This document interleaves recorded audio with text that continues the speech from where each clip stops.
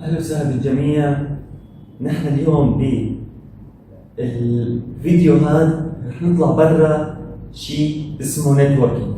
أنا بالعادة بعطي أو بسوي فيديوهات على النتوركينج، ولكن نحن بتعرفوا أحيانا كثير بيجينا مشاكل برا النتوركينج، وبيجينا أصدقاء أحيانا في عندهم مشاكل باللابتوب، في عندهم مشاكل بالديسكتوب، بدنا نحل لهم إياها. فنحن ما بنقصر مع الأصدقاء. تمام؟ اليوم أنا كان في عندي لابتوب لأحد الأصدقاء وجايب لي إياه فيه مشكلة. هي المشكلة ممكن تصير مع أي حدا، ممكن تصادفكم هي المشكلة، وحلها كتير أحيانا بيكونوا يعني كتير بيكون صعب، أو بدنا نتكلف كتير بالحل. تمام؟ فأنا يعني لما بتواجهني هي المشكلة باللابتوب بشتغله بطريقة يمكن غريبة شوي. تمام؟ فالمشكلة هي إنه اللابتوب شوفوا كيف مكسور. تمام؟ هذا طالع برا القاعدة هون. تمام؟ طالع برا الكفر.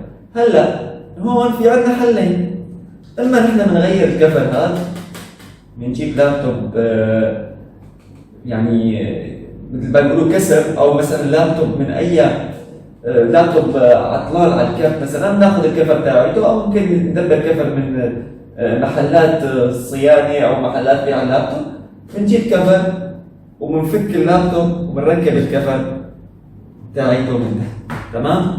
من هون، وبنرجع بنركب هي المفصله في اللابتوب. تمام؟ بس كثير احيانا واغلب الاحيان ما بنلاقي الكفر. فشو بنعمل؟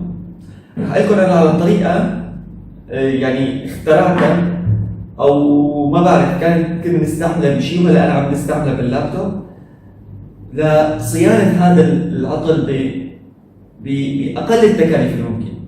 شو انا اللي بدي اياه؟ بدي اياه ملح، طعام عادي، واصبع قلب. تمام؟ هذا كل شيء بدي اياه.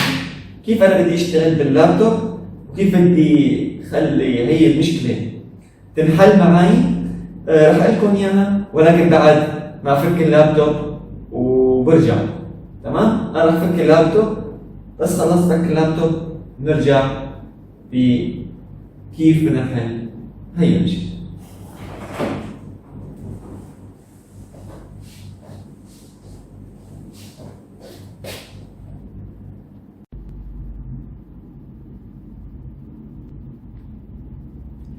طبعا انا هلا بعد ما فكيت اللابتوب شوفوا كيف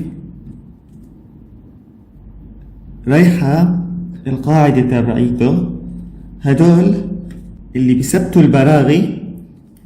البراغي تبع الشاشة كانوا لازم يركبوا هون، صح؟ كان لازم يركبوا هون لحتى تيجي هي القاعدة هيك تثبت عليهم. بس للأسف على هوا الضربة القوية اللي أكل ضربة كتير عنيفة، فحتى الإطار اللي لازم يمسك القاعدة هي القاعدة مثبتة في الكفر بإطار. تمام؟ هذا الإطار مكسور، شايفين بالقاعدتين الإطار مكسور. طيب أنا كيف بدي ثبت هدول القواعد من دون إطار؟ تمام؟ يعني أنا رح فكهم هلا القواعد، زي فك القواعد إلكم شو قصدي. أنا رح فك القواعد.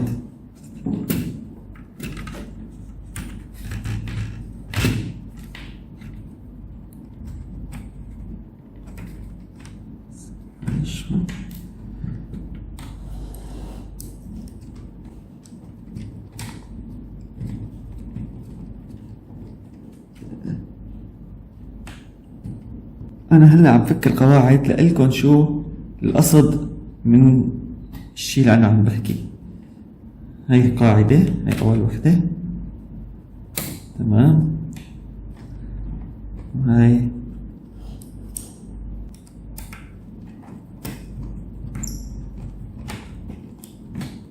ثاني وحدة.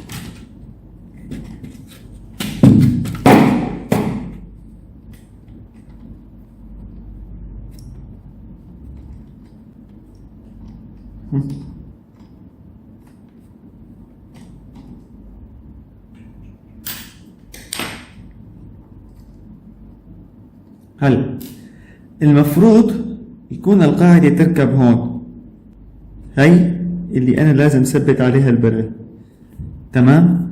بما إنه القاعدة هي إطارها مكسور، الإطار اللي لازم يثبتها هون بالكفر مكسور، طاير، شو بدنا نعمل لحتى إذا كان الإطار رايح ونحن ما في عنا إطار بداله، تمام. شو لازم نعمل؟ رح نسوي له إطار، هذا الإطار رح يغطي هذا الجزء من القاعدة ليعوضها عن الإطار المفقود هون، تمام.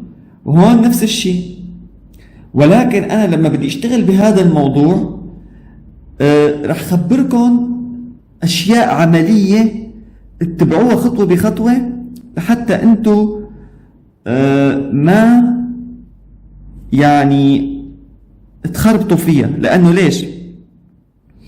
ليه أنا لازم اتبع هاي الخطوات؟ لأنه أنا إذا ركبت هاي القاعدة مايلة هيك، مايلة، تمام، البرغي لما بده يركب فيها من هون رح يركب مايل، وبالتالي ما رح يركب، أو رح يعطل البرغي، رح يضرب البرغي ويضرب القاعدة هون، تمام. ونفس الشيء بالنسبة للقاعدة الثانية. لماذا أنا ما رح خليها مايلة؟ لنفس السبب. قبل كل شيء رح اجي امسك القاعدة هيك، خليني بس احط شي قصة ورا هي الشاشة مشان ما تعود تلبكني، هيك افضل. هلا انا هي القاعدة مثل ما انا شايفينها راح ثبتها بالطريقة اللي كانت مثبتة فيها بالأصل مكانها، تمام. حطها، بضغطها ضغطة، تمام، ركبت محلها. والقاعدة الثانية أنا راح ركبها محلها. طبعا أنا ما قلت لكم كيف فكيت اللابتوب، لأنه اللابتوب هذا ما له قاعدة للفك، كل لابتوب شيء. فأنتوا إذا بدكم تتعلم فك اللابتوب، أي لابتوب عندكم، تيجوا فوتوا على اليوتيوب، تحطوا الموديل نمبر تاعته، وبعدين تكتبوا ديس اسمبل لإله، بتلاقوا حدا عم يعلمكم كيف ينفك. هلا وصفتنا السحرية رح تكون هذا الملح واصبع الالتيكو، تمام. انا رح شو راح اعمل؟ رح امسك شوية ملح، تمام، وما بدكم تكتروا الملح، فورا بيمسك مع الالتيكو، ما بيعطيكم اي مشاكل. ما تكتروا كتير، لانه اذا كترتوا وطلعت لبرا، يعني طلع الملح لبرا، ممكن ينزل هون ويسبب لنا مشكله، ينزل بقلب القاعده من جوا بسبب لنا مشكله، تمام. فما بيعود البرغي بيركب. او اذا كان سميك كتير، لما بدنا نركب هاي حتطلع نافره لبرا، يعني حتطلع برا اللابتوب، تمام. فمنحط ملح بطريقة كتير دقيقة وقليلة، تمام. أنا ليك شوف كترت شوي من هون، رح اجي الدبوس،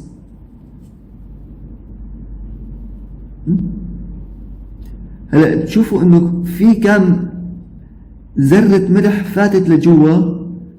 هلا ما بيأثر لأنه أنا ما رح حط عليها التيكو، بالتالي أنا بعد ما بخلص بنفخها بتطلع لبرا. تمام؟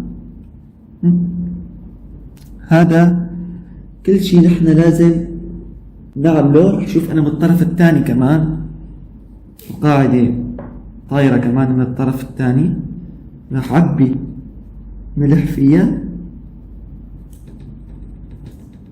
تمام. هلا هيك أنا كترت شوي، رح شيلهم هيك أنا هلا بالدبوس.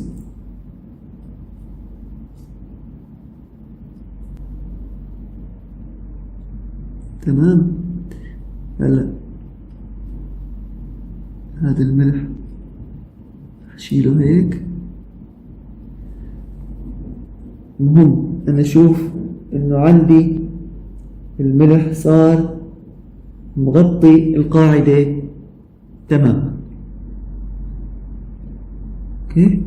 وما بدي اجيب التيكو، لما بحط الالتيكو ما بدي اجيب نقطة التيكو بقلب القاعدة من جوا. الملح حسب الرغبة طبعا. دائما الملح حسب الرغبة اللي عندكم، حسب بشو اللابتوب متأذي. تمام. هلا نقطة التيكو صغيرة جدا جدا جدا. تمام. كتير كتير كتير صغيرة. رح شوف انا هون اذا التيكو هاد. طيب خليني نشوف. اوكي. نقطة صغيرة بحيث قبل ما احط الالتيكو رح بس نظف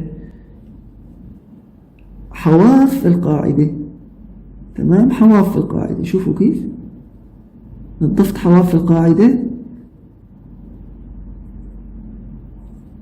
تمام.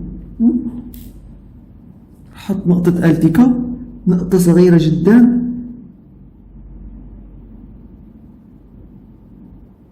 تمام. شوفوا كيف الالتيكو والملح عم يتفاعل معه.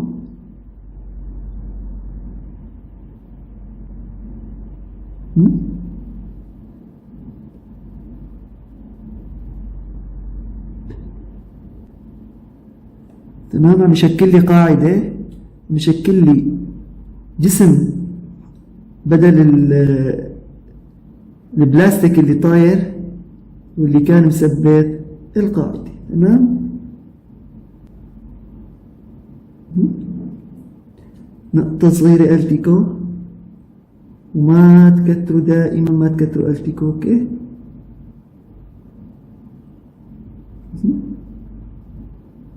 بكفي. هاد هيك بكفي. صار عندي التيكو مع ملح، شكلوا اطار للقاعدة. رح ساوي القاعدة الثانية انا هلا. جيب شقفة ورقة، هاي الورقة الصغيرة ساوية مثل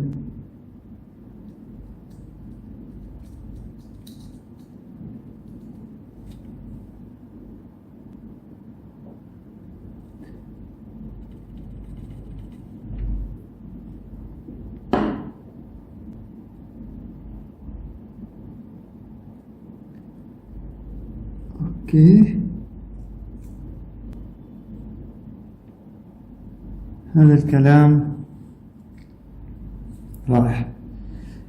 اجي من هون نظف شوي.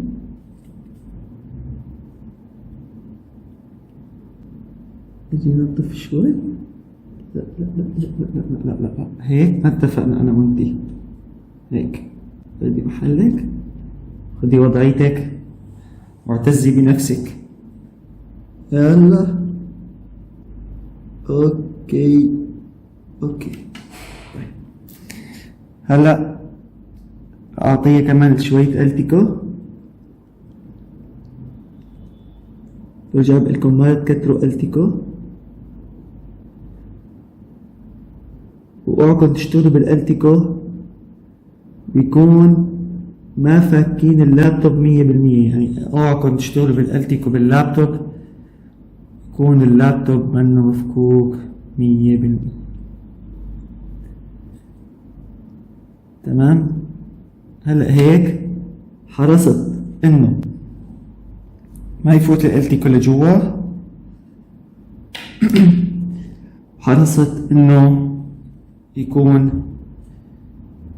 كمية قليلة جدا جدا. شايفين هلا هون انا في عندي كام ذرة ملح فايتة بقلب القواعد، هذا الشيء ما بيأثر، مهم ما يكون عليها التيكو. تمام. انا عم نظفها.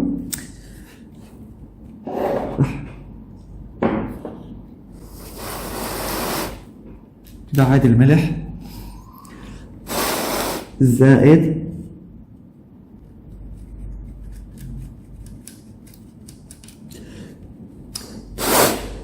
طبعا انا ما بستعمل اي ادوات كتير معقدة بالصيانة اللابتوب. طبعا في عنا منفاخ مثلا بينفخ القصص، في عنا مثلا يعني كيف بدي لكم ملائط بتلقط، هي بيكونوا مثلا راسه معكوف او هيك. انا هدول ما استعملته لكم انه هذا الشيء ممكن تستعملوه بالبيت. يعني حدا عنده لابتوب مكسور هيك بالبيت او شيء وما عنده العده اللازمه، شوفوا انا ما استعملت اي عده.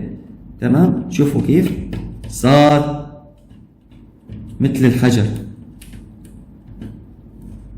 تمام. هي بلاها. اوكي، خليه ينشف شوي وبرجع بنكمل بقية العمل.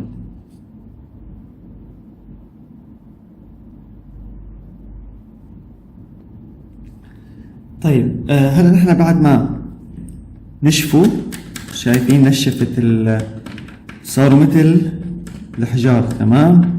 يعني ماسكينها بشكل كتير قوي، لانه لازم تنمسك القاعدة بشكل كتير قوي، لانه هون هذا اسمه الهنجز، هذا المفصل هون كتير يعني قاسي. فاذا ما كانت القاعدة مثبتة بشكل صح وما كان هون الوضع كتير يعني مثبت بشكل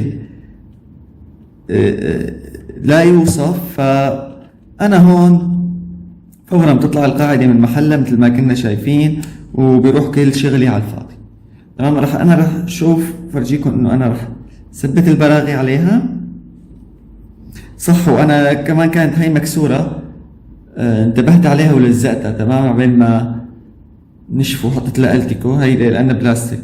تمام. هاي بلاستيك حطيت لها التيكو، وهلا ماني انا ما راح ادقرها، فبس رح ثبت انا البراغي، لانه هي كمان كتير مهمة.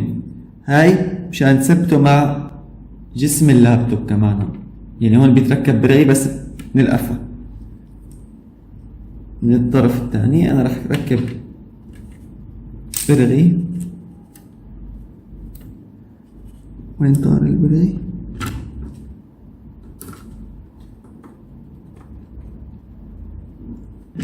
لأنه أنا للأسف المفك اللي عندي منه مغناط، فمضطر ركب البرغي بإيدي. وأنا لما اشتغلت خليت الأمور تكون بسيطة حتى المفك ما يكون معدن. تمام. هاي البرغي. في عندي البرغي الثاني كمان طار، ما بيأثر. هذا شوي نرجع بنجيبه.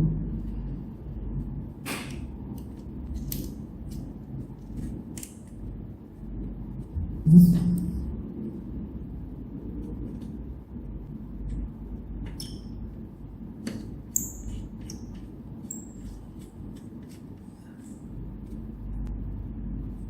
ما احنا شايفين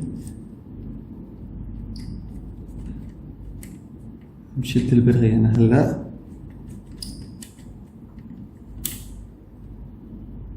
تمام. شديته بشكل كتير مظبوط. هاي برغي تاني. القاعدة الثانية. تمام شباب، أهم شيء ما يكون القواعد مايلين. بس كان القواعد مايلين ما بيركب البرغ، وإذا كانوا طالعين لفوق كتير البرغي ما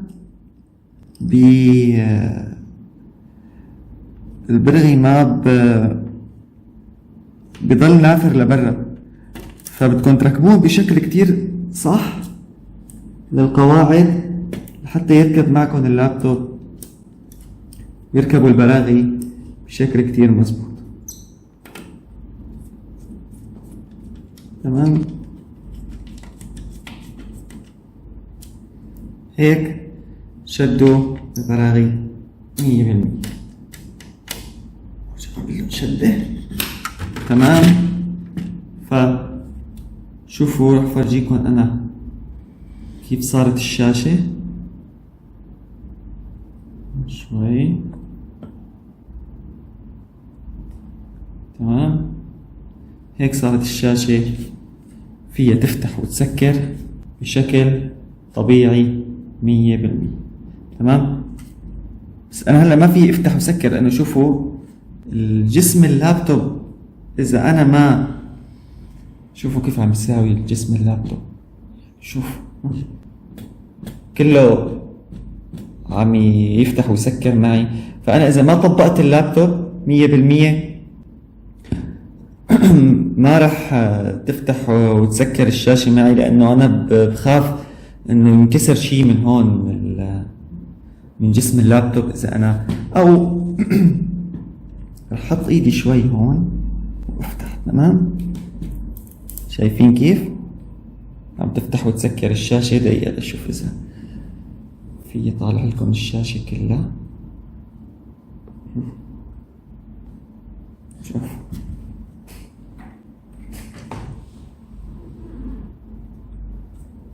بس انا عم حط ايدي هون مو لانه هن من ثابتين، لا لانه بجسم اللابتوب شوفوا كيف عم ياخذ وبيعطي. شايفين كيف جسم اللابتوب كله عم يطعج معي؟ انا بخاف ينكسر جسم اللابتوب. شوف تمام هيك صاروا 100% جاهزين. بتمنى انه الفيديو كتير ينال اعجابكم، والفكرة تكون يعني كتير بسيطة وتحل لكم هي المشكلة، يعني سواء لكم سواء لأحد الأصدقاء اللي أنتم ممكن تشتغلوا له إلى آخره. فكتير الموضوع بسيط. هلا في ناس راح تقول لي إنه إيه في شيء غير الملح بتجيب التيكو مع مادة تانية إلى آخره.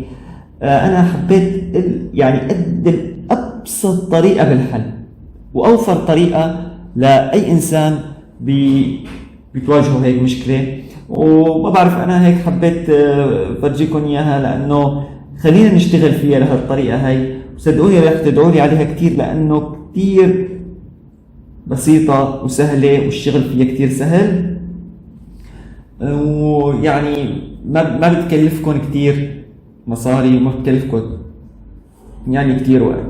تمام وحبيت أنا كمان هيك بعد شوية عن قصة الشبكات وإلى آخره، خلينا هيك نفوت ببريك، وهو هذا الفيديو إنه كيف سوينا قاعدة اللابتوب المكسور.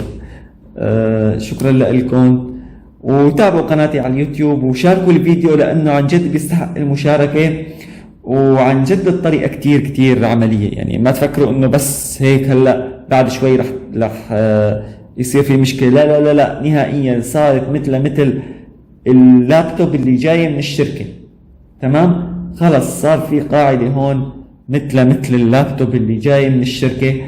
شباب شاركوا الفيديو لحتى تعمل فائدة على الجميع. كتير كتير كتير بسيطة القصة، كتير سهلة. بدنا بس ملح حسب الطلب واصبع التيكو مثل ما شفنا، وشوية وقت وشوية مهارة، قليل من المهارة قليل من الوقت. وشكرا لكم، وتابعوا قناتي على اليوتيوب إذا حابين تشوفوا الشبكات. شكرا لكم، بشوفكم بفيديوهات جاية.